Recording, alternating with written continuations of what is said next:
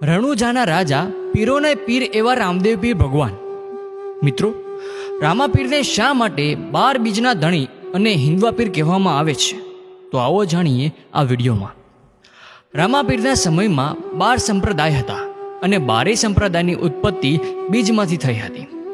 આ 12 સંપ્રદાયના આચાર્યો પોતે પોતાના શિષ્યોને બોધ આપતા અને એ રીતે જ આ શિષ્યો ચાલતા.